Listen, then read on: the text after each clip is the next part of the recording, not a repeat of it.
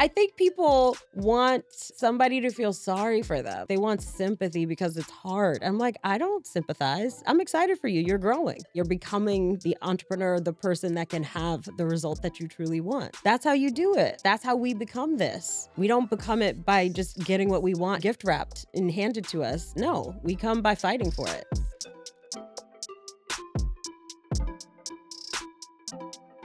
Welcome back to She's So Lucky. My name is Les. I am your host. And around here, luck goes to those who take action. And I have an amazing guest who is joining us back on the show today, who is somebody who I think is an amazing example of having created your own luck. I actually can't think of anybody who has created her own luck more than today's guest who is joining us back on the show. So please join me in welcoming back to the show the founder and CEO of Hello 7 and multiple best-selling author, Rachel Rodgers. Welcome back, Rachel. Thanks for having me back.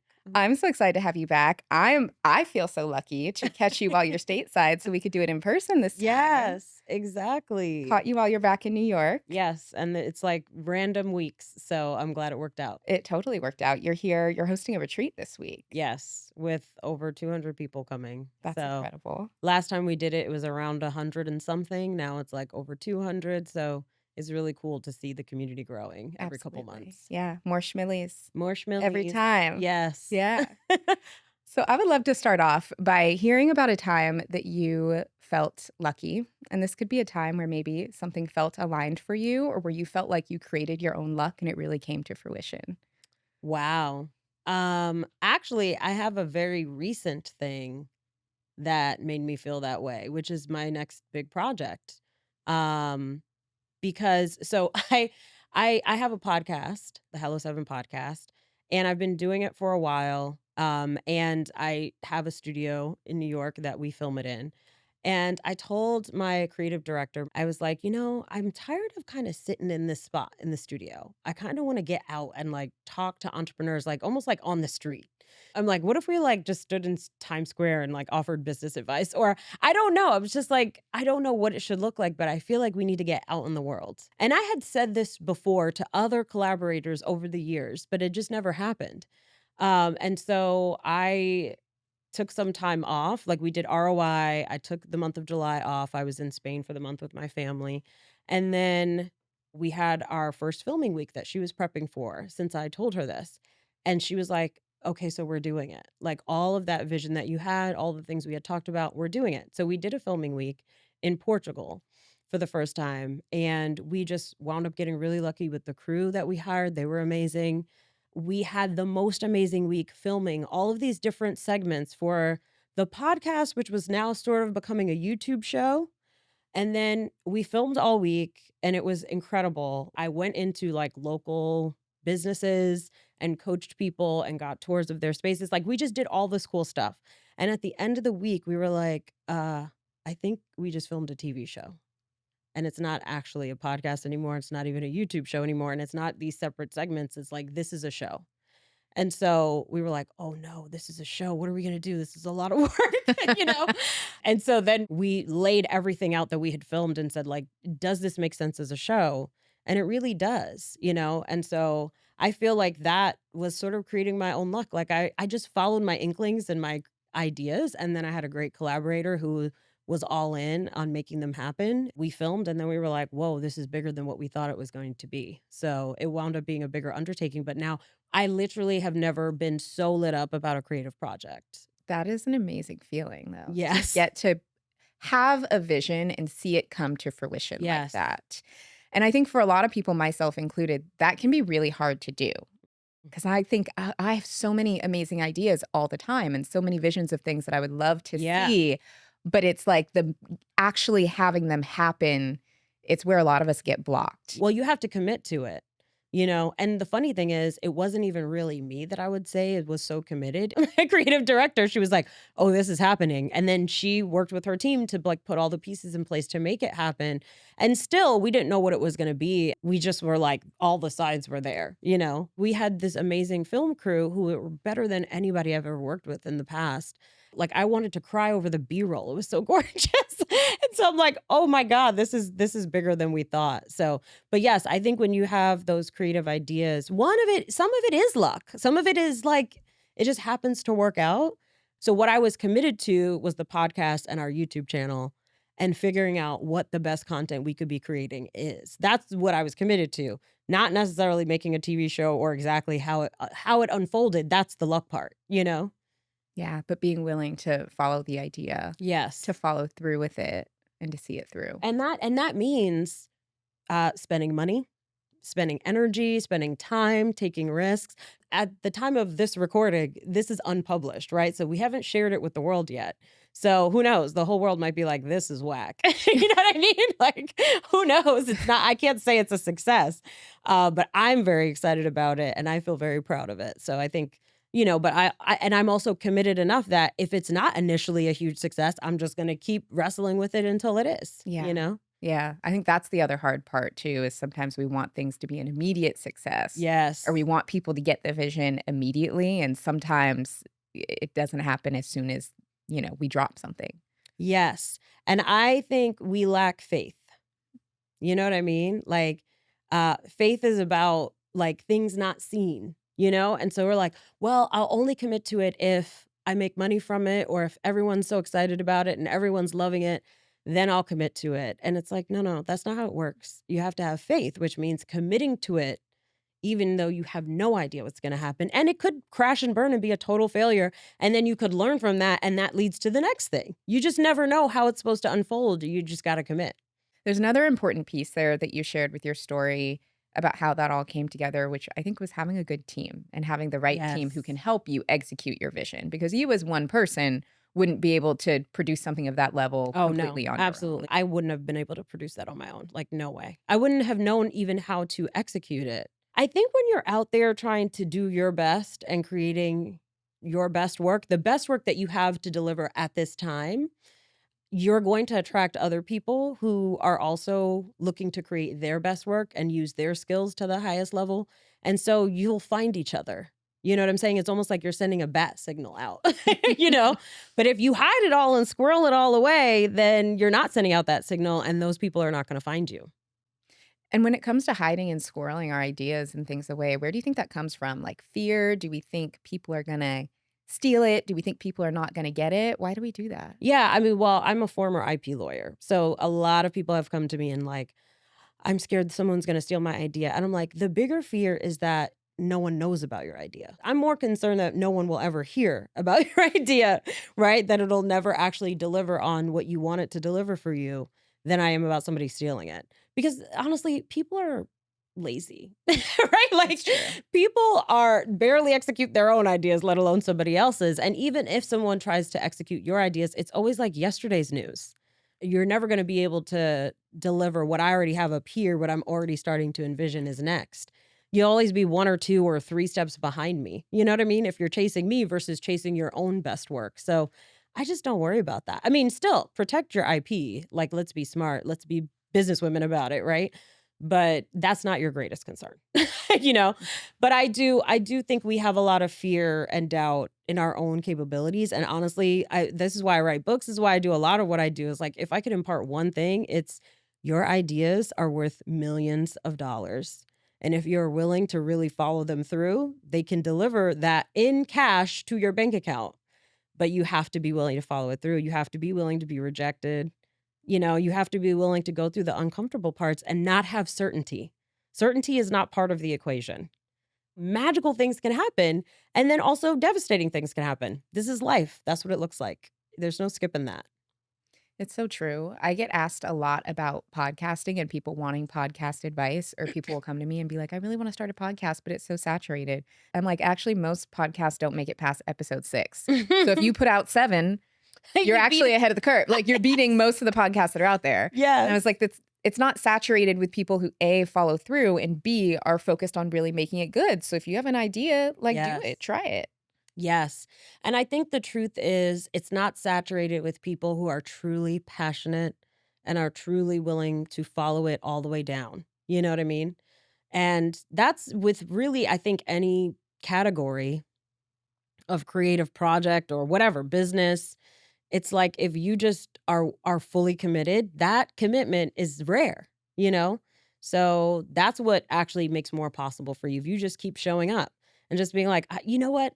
I know what I'm producing sucks right now, but I'm just gonna keep showing up and hope that eventually it gets good." You know what I mean? Like, that's the commitment. That's what it looks like. And, what I have seen, I've been in this entrepreneurial space for 15 years. I've seen a lot of people come and go, a lot of people quit on themselves or on their projects or whatever it is, or go back to a corporate job. And I've seen people succeed. And the common denominator between all the successful people is they just were consistent and kept showing up. That's it. Which is like the boring truth that The works. sad, boring truth is you just got to do the work every day. Yep, you exactly. know? Yep. And most people are like, I'm going to keep this job, And honestly, And that's okay. that might be the right path for Mhm. you, Cause like, I think everybody paints entrepreneurship or even just what any creative endeavor as like rainbows and sunshine. And it can be that. There are definitely super like spectacular creative days. And then there's other days where you're like, this is a mess. This is a mess. I'm losing money, right? Like no one cares. Like you do a webinar, one person shows up, but you still got to pretend that it's like 100 people on the webinar, even though there's one, and they can see that there's only one. Then they leave and you got to keep going because of the recording. Yep. Yep. Like if you haven't had that happen to you, like I think people want somebody to feel sorry for them. Like they want sympathy because it's hard. I'm like, I don't sympathize. I'm excited for you. You're growing. You're growing. You're becoming the entrepreneur, the person that can have the result that you truly want. That's how you do it, right? Like that's how we become this. We don't become it by just getting what we want wrapped in gift wrapped and handed to us. No, we come by fighting for it. So true. So true. As the air turns crisp and the holidays draw near, comfort becomes the best gift of all. Quince delivers layers that last, sweaters, outerwear, and everyday essentials that feel luxurious, look timeless, and make holiday dressing and gifting effortless. Now, Quince has it all: $50 Mongolian cashmere sweaters made for everyday wear, denim that never goes out of style, silk tops and skirts that add polish, and down outerwear built to take on the season, perfect for gifting or upgrading your own wardrobe. Now, I have been a fan of Quince for years now, and I feel like I have at this point fully converted. Their Mongolian cashmere sweaters are hands down some of my favorite pieces in my closet. I recently just flipped my whole closet, bringing all of my winter clothes out of storage, and I realized my whole sweater collection are pieces from Quince. They're soft, they hold their shape, and they're somehow only $50. I really live in mine this time of year. I'm also obsessed with their outerwear. I have both the Italian wool coat and a puffer, and both look way more expensive than they actually are and are made with quality materials that truly keep me warm. Now, my favorite cashmere lined gloves are also from Quince, and they keep my hands super warm when temperatures drop. And because they work directly with top tier ethical factories and skip the middlemen, the prices are up to 50% less than similar brands. It's a win win, thoughtful gifts and quality staples that don't break the bank. Step into the holiday season with layers made to feel good, look polished, and last from Quince. Perfect for gifting or keeping for yourself. Go to quince.com/balanceless for free shipping on your order and 365-day returns. Now available in Canada too. That's QUINCE.com/balanceless to get free shipping and 365-day returns. Quince.com/balanceless. Hydration used to be one of those things I meant to stay on top of, but honestly, unless I had a headache or a caffeine crash, I wasn't thinking much about it. That changed when I started using Element. It's a zero sugar electrolyte drink mix that somehow makes water taste amazing and actually do something. Now, my personal favorite flavor is the lemonade salt. I would write it a love letter. It's tart, salty, crisp. It's just so satisfying. I love adding a stick to my water bottle in the morning, and suddenly I'm a hydrated, functioning human. What I love is that there's no sugar, no food dyes, no weird aftertaste, just the electrolytes your body needs to help with energy, focus, and preventing that 3 p.m. brain fog. It's become a non negotiable for me on busy days like travel days or workout days, basically anytime I don't want to feel like a dried out plant by lunch. And right now, Element is offering a free 8-count sample pack with any purchase, so you can try all of their best selling flavors. And listen, they've got some bangers. Now, I already mentioned that the lemonade salt is my number one favorite, but I also really love the grapefruit salt, the orange salt, the raspberry salt. They're all so good. And when you get the 8 count sample pack, you can try them all to determine which one is your favorite. But that is only available through my link. You go to drinkelement.com/balanced less. That's DRINKLMNT.com/balance less. It's such an easy way to upgrade your routine. And once you try it, you'll get why I don't go a day without it. You know that idea that you've had sitting in your notes app forever? The one you keep saying you'll start when things calm down? Yeah, what if you finally gave it a shot? Because here's the truth, getting a business off the ground doesn't mean you have to do everything yourself. That is what Shopify is for. Shopify is the commerce platform behind millions of businesses around the world and 10% of all e commerce in the US, from household names like Mattel and Gymshark to brands just getting started. And whether you're launching a product line, finally selling that digital download, or building a brand from scratch, Shopify makes it feel doable. You don't need to know how to code, you don't need a design degree, just pick from hundreds of beautiful templates and start where you are. Their built in AI tools help write product descriptions, headlines, even clean up your product photos. You can create email and social campaigns right inside Shopify. It's like having a whole marketing team without actually hiring one, and it has all the tools you need to bring your business idea to life. So, what are you waiting for? Turn your big business idea into with Shopify on your side. Sign up for your $1 per month trial and start selling today at shopify.com/balancedblackgirl. Shopify makes launching and running your business so much easier. Again, go to shopify.com/balancedblackgirl. That's shopify.com/balancedblackgirl. Earlier this year, I had the opportunity to go to your big event, the Yes. ROI Summit, earlier this summer, which I had an amazing time. And I also got to go to the mastermind, which was, like, next level. It was super intimate. I met the Yes. coolest women. We got more time with you.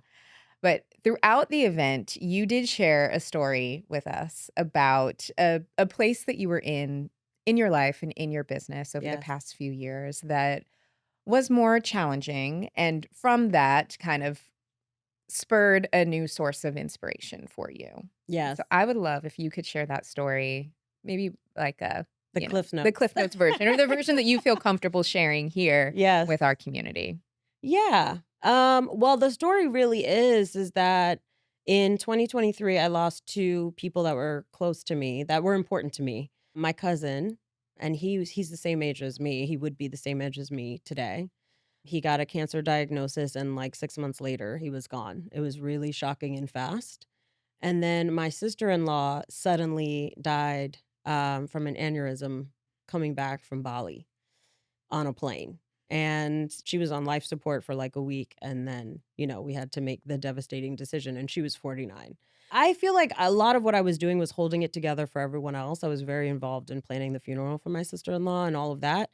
And so once all of that was done, it wasn't really till the end of that year that I think I really started to have space for my own grief. And then I was just kind of like, none of this matters. Why are we doing any of this? It's all pointless. We just die anyway. Did you know that we die? You know what I mean? Like, it's just that shocking feeling of like, why am I doing this? What's the point? I'm just gonna hang out with my kids and fa la la la la and frolic through fields and sleep a lot, and I just don't care anymore. That was my energy.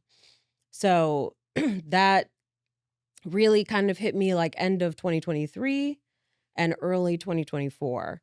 And so, like, I pretty much spent at least, I would say, a solid 6 months. Around the 6 month mark is where I started to slowly come back to myself, and it took like a 3 month period. Um, but yeah, it was basically like I just didn't care about my business. And I was running it, I'm running an 8 figure business. So it's actually shocking that I'm still running a successful business.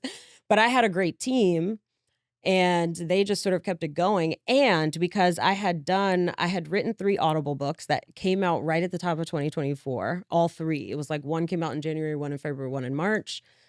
Um, I basically like had all this stuff. There were other things too, like press and all these things that were like sort of front loaded, like things that I had done that were sort of lined up. So, and an ROI happened in January 2024 where I just really was not myself, for that one. And my close friends all knew. I don't think my clients could tell. Because the other thing too is I always feel better when I'm helping other people, when I'm coaching. It's like in that moment, you seem like you have it together, you seem like yourself. It was like a 6-month period where I just really didn't care about my business. We sold a whole bunch of we sold our program at ROI and I came home and I really just did not have the strength to lead the team to deliver it. So we just gave all the money back, which is Wow. kind of nuts. Yeah. Oh my gosh. It's like hundreds of thousands of dollars. Some people went into other programs that my team was delivering that year, and other people we just gave their money back. And so that, we took a serious revenue hit because of that. Yeah. And if you know me, that is alarming. Yeah. So my friends, Robert and Susan, who are my closest friends, were like staging interventions. I didn't even know that I was depressed. You know what I'm saying? Like it wasn't readily apparent to me. I didn't know it until after the fact, really. I knew I was different and I knew I wasn't caring the way that I used to, but I didn't know, I couldn't talk about it in an intellectual way. You know what I'm saying? Like I still was going through it. And I had a therapist all this time. And I think that working through, I just was working through a lot of things with her, but still I just was like, I don't care about my business. In fact, we had hired a consultant to help us with some big organizational stuff. And they were like, okay, these are all the team members we want to interview and we're going to interview you. And I was like, oh, you don't need to interview me. I was like, I'm not going to be involved in this project. Like the president of my company is going to lead this and don't look for me. So I just was doing things that were Yeah. so Not like wildly you. out of character. Yes. Yeah. Yes. And then I locked my hair, which if you know me, that's also shocking because I'm this, I'm known for this. I have a friend of mine he's Cuban and he has this fabulous head of hair and he always puts it in a ponytail and everybody's always talking about his hair because he has gorgeous hair. And he said, me and you, for us, the CEO of our company is really our hair, you know? So that's how, much my, people, when I go to events, people pick me out of anywhere. They see me from deep because they see my hair first. And so I locked my hair and people were like, that's weird, So they were like, okay, maybe she's just going through, she's doing something new. But really, it was just I couldn't bring myself to comb my hair. I just didn't have the energy to take care of myself in that way. I needed my life to be as easy as possible. And so that was part of the reason I did it. So yeah. So how I came out of that was a friend of mine, actually one of my clients, messaged me and she was like, hey, so I know this is going to sound crazy, but do you want to go to a billionaire's house this weekend with me? For a couple of days for this mastermind thing. And I was like, that's so weird and random. And I was like, no, I can't possibly. And it was funny because my reason for not going was because my kids had a birthday party that weekend. One of their friends, not my own child's birthday party. It's one of their friends had a birthday party and I needed to take them to some kid I don't even know that well. You know what I mean? I'm like, I have to take my kids to a birthday party. I can't possibly go. Just making up stupid excuses. And then, so I got that message and I'm like, no, I couldn't possibly, making the birthday party excuse or whatever, which sounds so foolish. And then, then literally right after that, my best friend Robert sends me a text and he was like, I'm expecting miracles for us today. And I was like, whoa. And he sends me stuff like that, just all kinds of encouraging, motivating things all the time. But I was like, what if this invitation is my miracle and I'm just saying no? So I messaged my friend Sunny back and I was like, fuck it, I'm in. And I didn't even have any of the details. I was just like, I'm in. So then I went and it was at Richard Branson's house. It was on Necker Island. And to be honest, I'm not even a big fan of Richard Branson. From what I know, he's kind of a controversial figure, but he had the executives of each of his different lines of business were speaking, and it's a very diverse team. So I was like, I want to hear what these executives have to say. It was on branding, on all kinds of things. And so I was like, this sounds interesting. And just more importantly, I was like, I just need to shake things up. So I went. and had the time of my life. I had so much fun with my friends, learned so much, and was so inspired by the end of it. I went to that, and then I came home and I was scheduled for my Black Girl Magic Mastermind with a bunch of other 7 and 8-figure Black women entrepreneurs. That was already on the schedule, like, for 6 months. I had agreed to it a long time ago. And so I went to that and just belly laughed and just had the time of my life. And so that was another part that made me feel better. So it was just like all these moments of community that actually helped to bring me back and just like back to myself. And then I went to Greece for the summer with a bunch of people that I don't even know. And same thing happened, just bonded with all these other families. And our schedule was we'd wake up in the morning, drop off our kids at the camp. Like all of our kids went to this program together. And then we would go to the gym. Then we would go jump in the ocean. Then we would, like, in our swimsuits and with like towels wrapped around our waist, would go to brunch, sit there for 3 hours and talk about everything every day. Then we'd go home, take a nap, go pick up our kids, and then all go to dinner together. This is what we did every day for a month. So, like, by the end of that month, I was fully relit up, and one of the people that I met there is an entrepreneur who had sold multiple companies and made 9 figures. And, he asked me, he's like, how come your business is not at 100 million yet? And I was just kind of like, I just like stuttering to find my answer. And I'm like, this is not me. Like I always have the answer, but I didn't because I had been feeling so lost for a while and I really didn't have a vision for my company at the time. And so I was like, that's it. Tomorrow I'm creating my $100 million plan. And I did the next day. And then I showed it to him. He gave me feedback. I presented it to my team when I got back from Greece. This was August of 2024. And we've been working that plan since. That plan and like basically all of those different moments of community kind of brought me back out of whatever that funk that I was in and just reconnected me to my passion for life and what I want to do with my purpose. And then we just created a plan and been working towards it. And I've just been very lit up about my business ever since then. Thank you so much for sharing, for resharing the story. And for those of us who are at ROI, we also got to see pictures of the island in Greece and all of these Oh things, my which God. also really aided the story.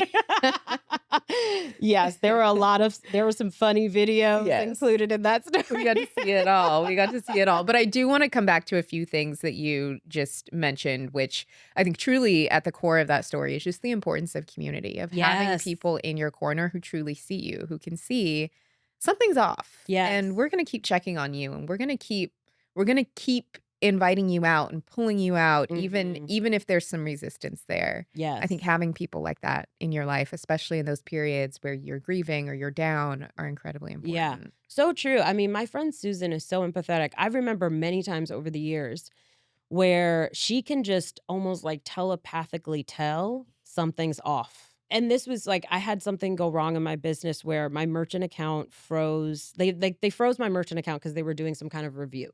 Right? This was many years ago and just randomly. So all of a sudden they were holding huge sums of my money and I had like a big retreat planned and I was just like, oh my God, this is going to be a mess. And I found out while I was out with her at an event and I was trying to hide it and act like it was fine. And she's like, what's wrong? And I'm like, oh, every time she asks me what's wrong, I just start crying, And then I tell her what's wrong. She's like, here's what we're going to do, and she like helped me figure it out. One of my favorite things that I've heard my friend Tiffany Aliche say is shame shields solutions. Ooh, that's good. Isn't it so That's good? I good. live by it now. So it's like if there is something that you feel like she talks about it in the personal finance world, like with debt, right? Like you have debt, you're embarrassed about it, something's gone wrong financially, and you're like, oh my God, I need to be ashamed. I don't want anyone to know. And then you tell someone, and it's like, girl, we all in debt. You know what I mean? Girl, we all out here struggling. Girl, we all got a 450 credit score, right? Like that's what she found out when she told a friend, and the friend was like, girl, Me too. Exactly. And then they came up with plans and they solved it, And I think that that's so true. So I think it's important to share when you're struggling because the people around you will help you find those solutions. But if you like sort of hide it in shame, you're not going to find the solutions that are probably right there in front of your face, but you can't see them. So yeah, community is everything. Also, community just makes life more fun. It makes life more enjoyable. Like it's so important. And I think hopefully now people are seeing that. Like that is like I move to have community, like relocate, like put effort into having community because it is one of the things that is like guaranteed to improve the quality of your life. Yeah, and I think it's something we need now more than ever, For real. especially right now. Yeah. Especially right now. Yeah. Finding your people where you have shared values, where there's trust, where you have each other's back. I just moved to Portugal and I have a community there of Black expats that, I mean, I have a community beyond that, but like my close friends are all Black expats. And like from day one, it's like, if you need anything, I got you. I'll pick up your kids, show up at my house at midnight because you need something. And I mean, these are not long friendships, but it's just like there's just this shared camaraderie, like we're in this together kind of vibe. And it just, and then also we party until midnight, or for me, it's midnight. For them, it's 4 in the morning.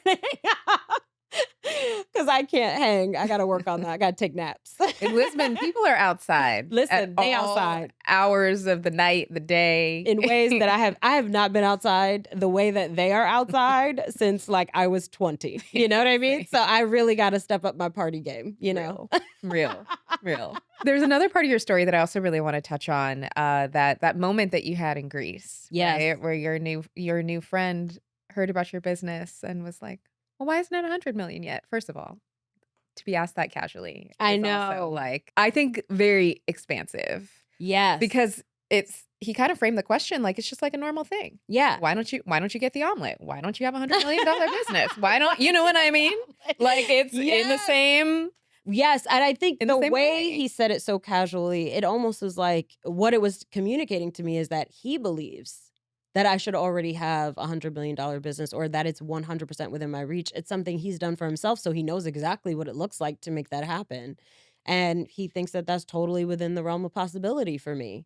So much so that he's like, why has this not already happened? And it's another luck moment. You know what I mean? Where I just put myself in this place again where I was meeting people I don't even know. I was willing to like just try something. It could have been a mess. And I'm like, well, worst comes to worst, I'm with my family in Greece for a month and we'll just avoid all the people we hate. You know what I mean? And not hang out with anybody. But like best case scenario is we love everyone and we have the best time and we make lifelong friendships, which is exactly what happened. But you just put yourself in situations where you have this lucky moment where somebody asks you that and you're like, wow, that wasn't even on my radar. I had no idea what was next. I had no vision for my business, that was clear to me. And then suddenly I was just like sprung into action as soon as I heard it. So yeah, that was a lucky moment for sure. Yeah, that spark of inspiration. Yes. And as you were sitting down and mapping out what that plan to look like, what came up for you? Well, I said to myself, okay, so what would it look like to have, we're at 8 figures now. We're essentially like 10xing this business. So then I'm like, okay, well, maybe it's just literally 10x.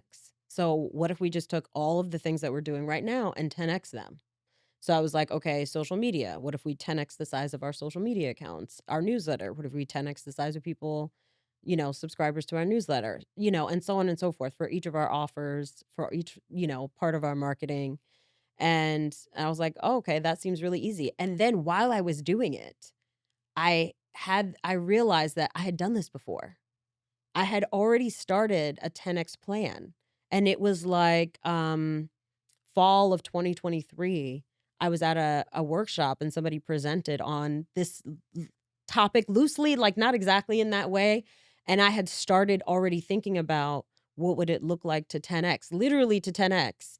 And then I was like, oh my God, I gotta find that plan. And luckily for me, like past Rachel knew that future Rachel would need it because I didn't have those notebooks or anything that I had written it in. But whenever I take notes and I feel like it's important, I take a picture of my notes. So then I started scrolling through my phone and I found the pictures and I was like, oh my God, So that it helped me like finish the plan, but I had already started the plan. Isn't that wild? And like just completely forgot about it. I think that was maybe my favorite part of the story the first time I heard you tell it. It was like the spark of inspiration that brought you back to something that a seed you'd already planted. Yes. It was just now the right time for it to come to fruition. Exactly. Yes. And so like, we might be like at that time I might have been like, well, I'm ready to like manifest this, nine-figure business. And then, during that whole period, which is 2 years, I could have said, "Well, obviously it's not meant to be because look at where I'm at right now." It's literally unfolding right now. This is part of it. This is part of the unfolding as well. In that year too, once I came back and shared that plan, it really, like, we changed how we structured our team. There were some shifts on our leadership, and, like, all of that has led us to be in this place of thriving. So it's like it all needed to happen, but it probably couldn't have happened any other way, because while I was away and, like, not really focused on my business, I had another team member running the business at that time, and I had been grooming her to take over for me as CEO eventually one day, and that was her shot. And she learned and I learned that it wasn't a good fit. You know what I mean? It wasn't a good fit for her, and it wasn't a good fit for the business, and so we wouldn't have never known that if I didn't go through that period. So, and who knows, it could have stunted our growth in so many various ways and her growth, right? Like, she was meant to do something else. So, yeah, it was just you just have to just let life happen the way it's gonna happen and trust that it all makes sense eventually, you know?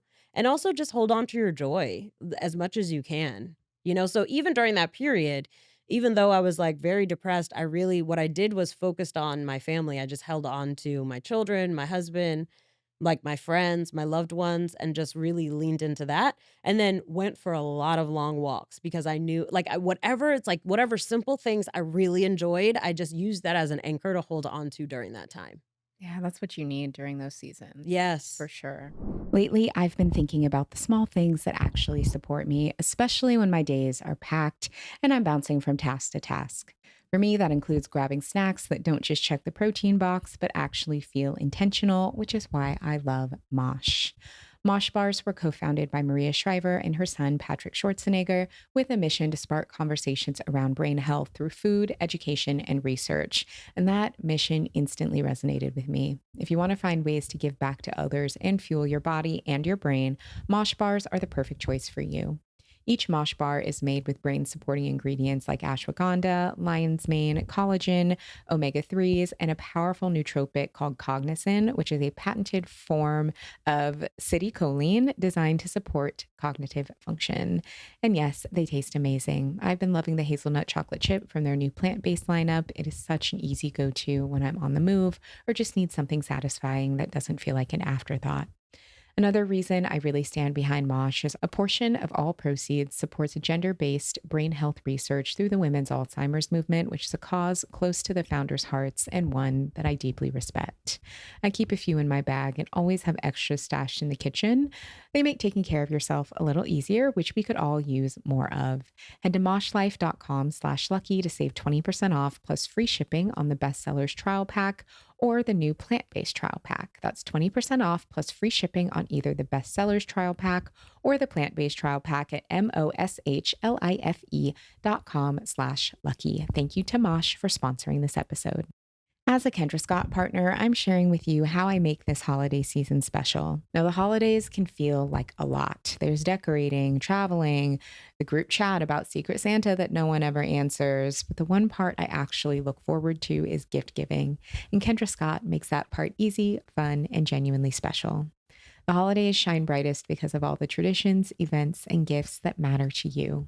You make the season bright, you make the season sparkle, and you make the season special with holiday gifts from Kendra Scott. It's my go to spot for gifts that feel thoughtful but don't take 5 hours of overthinking. So, whether it's your sister, your best friend who already has everything, there's truly something from Kendra Scott for everyone, and that includes you. So, I will be wearing their Bella collection, including the stud earrings, tennis bracelet, and tennis necklace on repeat. I love how their pieces add just enough shine without feeling overdone.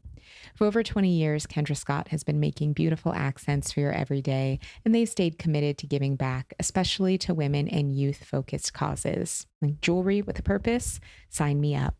Their holiday collection has something for every style and every budget, whether it be fashion, demi-fine, fine jewelry. You can even customize your own design through their color bar in store or online. So go ahead, you make the season fabulous. Head to kendrascott.com/gifts and use the code SSL20 at checkout for 20% off one full-priced jewelry item. Exclusions apply. Offer ends December 31st, 2025. That's KENDRASCOTT.com/gifts. And don't forget the code SSL20. If you ever feel like your body is just doing its own thing, like your energy dips out of nowhere, your mood is off, and nothing you try really helps, you're not imagining it. A lot of it comes back to your hormones, and most of us were never really taught what that means or what to do about it. And that is why I'm so happy I found Hormone Harmony by Happy Mammoth. It has made such a noticeable difference, especially during my luteal phase, which is a stretch of time that used to feel like a full-blown uphill climb every month, but it now feels so much more manageable. I feel less unpredictable and more grounded.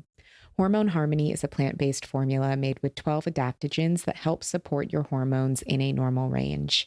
It was created by an award-winning German nutrition scientist, and it's backed by clinical research, not just wellness trends.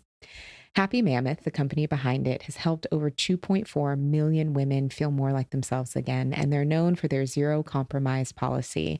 No fillers, no junk, just science-backed ingredients in amounts that actually work. They even surveyed over 1,800 women who found that 86% saw easier weight management, 77% reported better moods, and 100% said they felt like themselves again.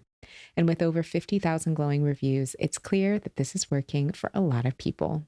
You can try Hormone Harmony risk-free and get 15% off your first order with the code LUCKY at checkout. Just head to happymammoth.com. That's happymammoth.com, code LUCKY at checkout. Now that you're in a place where you and your team are kind of executing on this plan, I'm curious what that feels like for you all to be in a space where you are 10xing your impact. Yes. But obviously that doesn't mean like 10xing what everybody is doing, Yes. right? No, it's actually the opposite. Yeah. It's actually a lot of subtraction. You have to edit because you're like, what is the portions? What are all the things that we're doing that don't actually help us 10x? What are all the things that are actually in the way of 10xing? What's all the busy work, right? What are all the distractions? So it's like really what we've been doing is kind of auditing different parts of the business and saying, what is not, doesn't feel good? What feels like a waste of time? What are team members reporting not feeling lit up about? Like just whittling it down. Because the 10X is almost like, there's a great book called 10X is Easier Than 2X. I think it's Dr. Benjamin Hardy and Dan Sullivan that wrote that book. And it's great. It's not that old. It's only like a couple of years old. One of the things that they say in the beginning of the book is that 10xing your 10x version of yourself or your 10x version of your business is like I think I can't remember who the artist was, but it's like whittling down, like let's say you have just this piece of granite and you're a sculptor and it's like you're whittling down to discover the David. You know what I mean? And it's like that's what you're doing, right? You're just sort of taking away until you discover like, oh, there's the gem inside. That's really what it looks like. What's all the things that I'm doing that are a waste of a time? What's all the things that I'm focused on that are just not worth my energy? What's all the things that are like, we're delivering that it's not really doing what we want it to do. So we could just cut it and just what's really working? What really is the stuff, you know? And it's sort of like just getting down to the root of the root and finding like what actually is so core to our mission, so important to our business, most impactful to our clients, you know, and just cutting away the rest. So it actually, 10xing doesn't actually look like I'm going to 10x every line of business. That's what it started with. And then we had to like massage it and finesse it and realize, okay, this needs to fall away. That needs to fall away. This requires more of our focus and attention. So yeah, it's a really exciting like editing process.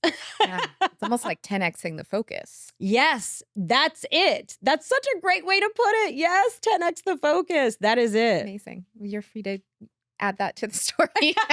I Use will, it as you wish. It truly is your I'm just summarizing. That's just what I do is I just summarize what I hear you say. But that is so true. Yes, 10x the focus. And that's how you can find your best work and your most profitable work. When you're doing something for a long time, you just get better and better and better and better at it. And then you're like, what is the greatest iteration of this? So like, for example, For me, it's coaching and teaching other people. I've been doing it even when I was practicing law. I was doing it, didn't realize I was doing it. My team is always saying, like, oh, you're so good at coaching or whatever. That's the thing I get paid the most to do. Right. And so now I'm like, well, I don't know what the next iteration is. And then we sort of fell upon it, which was creating this TV show where like I get to coach en masse. Right. And like help, I have thousands of people in my programs as clients, but now I could serve millions of people via TV. So it's amazing how you can just keep finding that, like, what's the next iteration of your skill set, and what's like the highest and best leverage to like serve the most people or in the best way. When you look back on your career and see like how each phase is just getting you closer and closer and closer to like your greatest work. And one of the things that my friend Susan Hyatt always says is your best work is never behind you. And I truly believe that, and there are times where I've made things that I'm like, "Well, it's never gonna get better than this." And then it does. You know what I mean? So, that's really exciting. So, I hope that, anyone listening finds that encouraging that no matter where you're at in your career, that your best work is not behind you, it's ahead of you. I love that sentiment. I've been feeling that way a lot, even outside of work, just with age. I'm Yes. now in my mid 30s, kind of beginning to move into my late 30s, which I think maybe a year or 2 ago was really scary to me because I thought like, "My best years are behind me. My youth is gone. I That's wasted it," hilarious. like, all of this, and now I'm realizing, like, No, no, my girl. my prime is wherever I'm at. Yes! Wherever I'm at, that is I decide what my prime is, and I decide that Yes. it's wherever I am in that moment, and then it Correct. keeps compounding over time. Yes, and you get wiser and you let less nonsense factor into your life. You know what I mean? Like you become more yourself. You know what I mean? More of your person. You're hiding less of yourself. I feel like 35 is a really pivotal moment where I was just kind of like, oh, I don't like I just discovered that I really don't care about other people's opinions.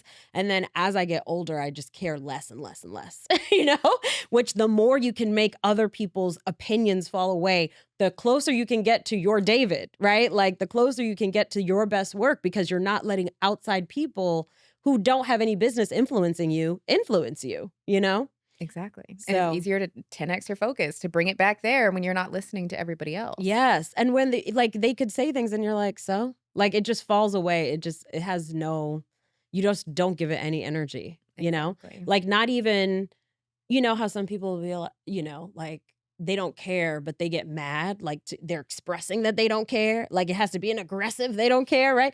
I can always tell whether I care or not if I've told other people about it. Mm, You know what I'm that's a saying? good So, if, like, gauge. I used to tell my husband every little thing that aggravated me.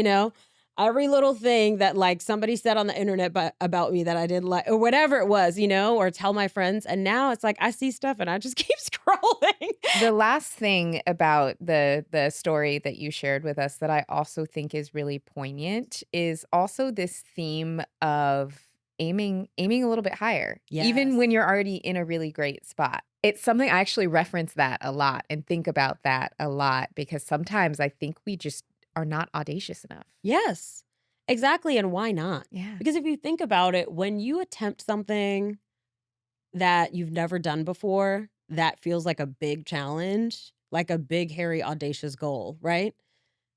You're lit up. Like you get hype and excited and you're like, this could be a spectacular failure, but what if it's not? You know what I mean? And it's just like it wakes you up in the morning, like you're ready to go because you're like, yes, this next challenge. That's how we feel. Like that's the impact that a big goal has, a big exciting goal will have on you versus when you're just like, let's grow by 10%. You know what I mean? It's like snore, Yeah. right? It's not exciting, so it doesn't get you hype. It doesn't get your wheels turning. You don't have to really put that much effort in to hit that goal, right? So it's just like I think when you set big goals, it's like that feeling of being alive. It's challenging yourself, and with anything, it could be a fitness goal, it could be a goal within your relationships, it could be a business goal, whatever, a creative goal. It just gets you excited to be like, can I become the person that can accomplish that? And of course you can, just by with what? Consistency, like we talked about earlier. And so I think it's really exciting versus, and there's all kinds of research that shows that when we set ho hum goals, we just sometimes we don't even reach them because they're so boring. You know what I mean? And I'm just like, I like feeling like I'm alive. You know what I'm saying? Like, I think feeling like you're alive is challenging yourself and being willing to grow, and growth is not comfortable. It's uncomfortable, but it's also exciting, you know? So, yeah. It's so true. It's this is gonna sound like a really silly visual, but also the way that I like to think of it, I love that you gave that example of like a 10% increase goal. Because I'm like, if I see something that I want for sale and it's 10% off, that's not exciting. No. But if it's like 40, 50% off, then I'm Yeah. like, oh, it's exciting. Then And, you and the like same, then and you're it like goes the going other through the way. rack like, "Oh, they have my size." You know? Right. Even if they don't, Imma buy it and get it tailored because it's still a deal, you know? Exactly. You get excited when there's like motion, and the same goes the other way when it Yes. comes to things that we want to do and have and I love reach. it. It's like big sale energy. Exactly. Yeah. It's like in the inverse, at least that's the way my brain works. I love it. Yeah. I think we were talking a little bit before we were recording just about how chaotic and crazy Wow. life feels for so many of us right Yes. now. And it is just, it's a lot. Everything from what's happening on a government level to life feels so expensive to people are Mhm. losing their jobs. There is just this sense of just hopelessness and fear. But what I appreciate so much about your work is that you are really someone who is about taking action, but you Mhm. also are about helping people take action. Yes. I think that's something that you do particularly well in your books. I know your most recent books, we have them here, are really a bit more actionable in terms of giving like step by step tangible things that people can do to really take control, either financially to set up strong foundations for themselves. Yes. And so I would love to talk to you a little bit more about ways that people can do that, especially right now if they do feel hopeless or like so many things are out of their control, Yes. things that people can do to feel a little bit more empowered and to feel more in control. Yeah. Well, okay. So let me give you a formula, right? This is like my process whenever I'm like, okay, things are a mess. I feel out of control. What am I going to do? And it has not failed me yet. And I've also watched a lot of my clients do exactly this too. So the first thing that I like to do is one, I think it's looking at your thoughts. What are you believing right now? Are you believing because 300,000 black women are out of work that there's no jobs for you and that you're like you're doomed? Right? Like, what are the beliefs that are at play at this very moment? So, like, even acknowledging those, writing them down, and saying, and really interrogating those thoughts and saying, is that true? Is every black woman failing right now? Is every black woman out of work right now? Sometimes we give in to the headlines and we let them influence our beliefs. And it's like, is this a helpful thought or is this a thought that's taking me down a path I don't want to go? Right. So, we got to interrogate our thoughts, is one. But the other thing that I like to do is take stock, right? And almost like do an audit. What do I have? Because I'm very focused on what I don't have, right? When we're in fear and we're like doom and gloom, it's because we're very focused on what we don't have. Like um uh, a sane president. We don't have that. Like a government that functions the way we would expect it to function. We don't have that right now, you know? There's some other things that maybe if you lost your job or whatever it is, it's like there's a lot of focus on what we don't have, right? But okay, what do we have? Take stock of that, right? So you could say like, okay, I have a house. Okay, cool. I have a place to live. I have this skill set. I have this degree. I have this network, right? Like, and you start to put together what are the assets that I have? This is what has gotten me out of so many things where I'm like, oh my God, my business, I'm going out of business, you know? And then I take stock. Well, I got this team. I have this member site. I have this audience, you know, like, and I'm like, okay, how can I take those ingredients and put them towards a goal that I want? Like, so it's almost like the way I like to think of it is you're hungry and it's too late to go to the grocery store. Let's say it's after hours for Instacart too, you know? And you're like, okay, I got a can of beans, I got some tomato sauce, I got whatever. You look in your cabinet and you're like, what things do I have? And you find a way to cook something and take care of yourself with the little bit that you have in your cabinet. That's what you're doing. What do I got? What are my ingredients that I have available to me? And what's the recipe? Let me get creative with the recipe. What recipe can I put together to create a future for myself that works for me right now? I've done it many times. And sometimes we're like, well, there's no hope. Oh, yeah? Well, let's talk about your network. Let's look at your phone. Open your phone. See how many contacts you have in there, right? You probably have 3,000 contacts, 5,000 contacts, 700 contacts in there. That's 700 people you could call and ask for help or see if they want to hire you or whatever. You know what I mean? Or ask for a referral or a connection. You know what I mean? But we don't do it. We don't use the resources that are right there in front of us. Or like, okay, you have a marketable skill that you got from your old job. How can you take that same skill and turn it into a business, become a freelancer for now, you know? So we have those ingredients. We just need to figure them out and turn them into, an offer. And then I think we all need to be a lot more entrepreneurial. Whether you're an entrepreneur or not, you need to see your skill set as what you're selling as like these are the assets that I have to sell. And I'm either going to sell them to a corporation that hires me for, an annual salary and I work 40 hours a week, or I could sell it to 5 different corporations and I work part-time for each of them, right? And that's like being a freelancer or a consultant. Or I could start a business and build a team and get paid the highest amount that I could be paid for that same skill set. But like we need to think about these are the skills I have. Who is the highest bidder? Who needs these skills? Who can I solve problems for with these skills? We need to start thinking like a business person no matter what. And then, of course, we got to look at our money and take stock of that and say, like, part of what you have too is your money. There was a time where I looked around my house and I'm like, okay, I have these things, I can sell them. I sold a bunch of stuff to make some money. And then I had an extra room in my apartment. And so I was like, okay, I'm going to rent it to someone for the summer. And I rented it to an intern for 3 months. Was it comfortable living with a random intern in my house? No. It wasn't, but I made some money and it lowered my rent for a little while. You know what I mean? Like, so we can get creative and get through whatever we need to get through. And we just have to have that trust and belief. I think we need to not give in to oh, I'm doomed. Somebody like give me sympathy. No, you have the ability to solve your problem. Most of us, maybe not 100%, but the majority of us do.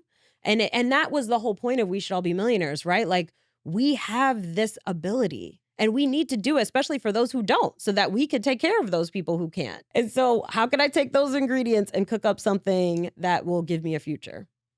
I love the pantry meal analogy because I think we've all had a time where we put together that struggle meal of something. Listen, you had some like ramen noodles, Yep.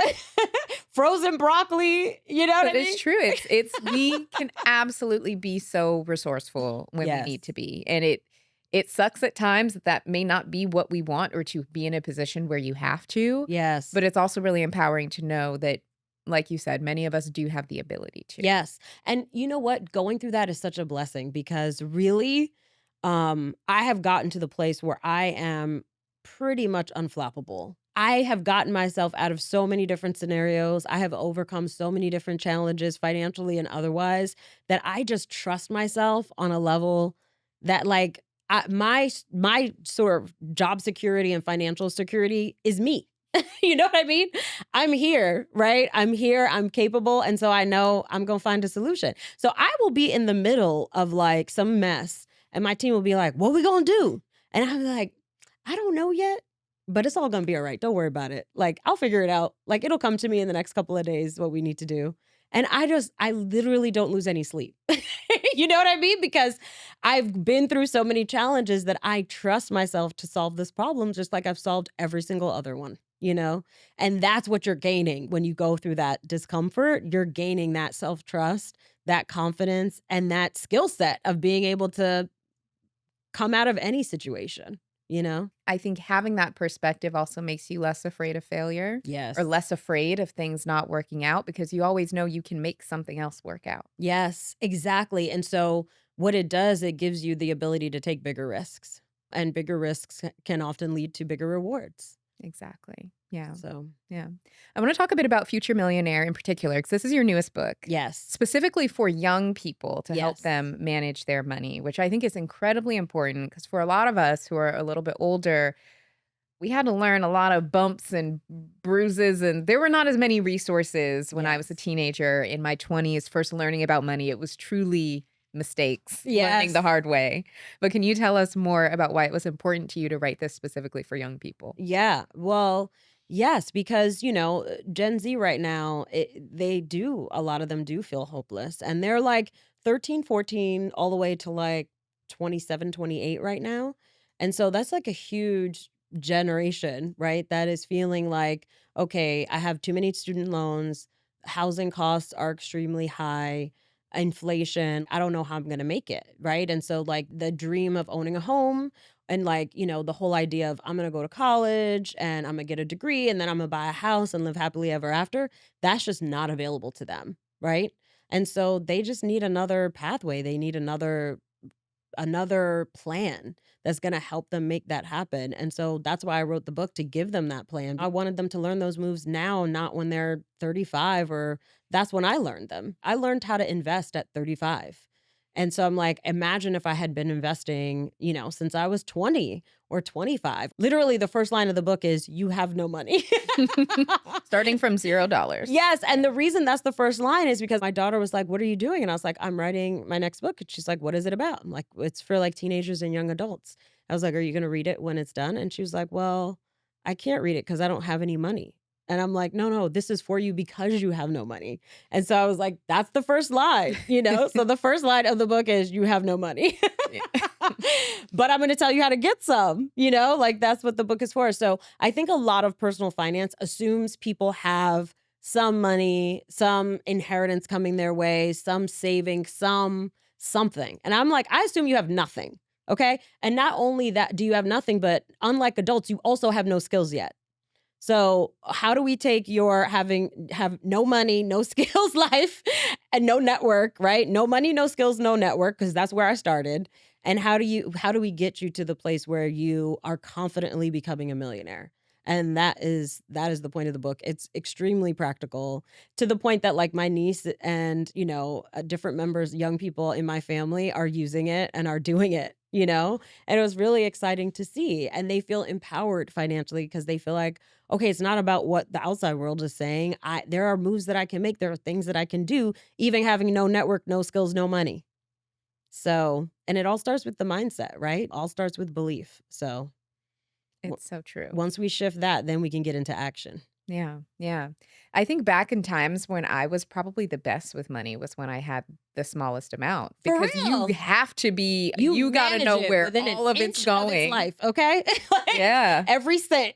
And I would get like an overdraft fee. I would call that bank and I'd like cry, whatever I had to do to get them to reverse those fees. Like I was, yes, checking my account all day, every day, managing every dollar because I had to live off of a little. And I did. I mean, I went on a study abroad with my little bit of money. Like I did all kinds of stuff that I made happen with very, very little. So it just goes to show, when you manage it, what you focus on expands. You focus on your money, it is going to expand.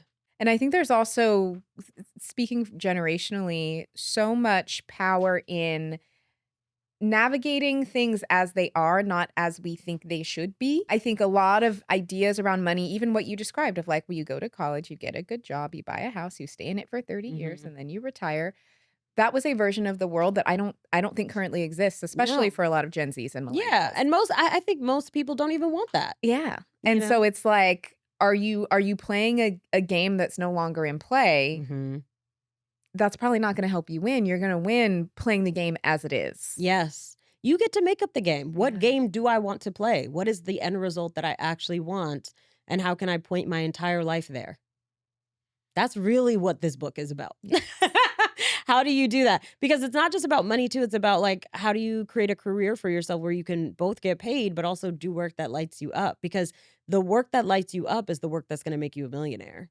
If you dread it, like somebody else is going to come along who's lit up by the same work, and they're always going to beat you because they're naturally excited. So if you could just move into what you want to do instead of what's hot right now or what your parents told you to study, you'll actually be a lot closer to making a lot more money. Yeah. So true. Yeah, which I think is amazing news because we Yeah. get to have lives of joy Mhm. and financial peace. Yeah. And Like there's they so go much together. opportunity in that. Yes, Yeah. It doesn't have to look one way. correct. Yeah. Rachel, thank you so much for coming back to the show. I loved this conversation. Loved having you back. Please let the lucky ladies know where they can find you, how they can work with you, be coached by Hello 7, get your books, all of the things. Yes. Well, you can find us at hello7.co is our website. And I'm always on Instagram hanging out. So find me at Rachel Rodgers ESQ.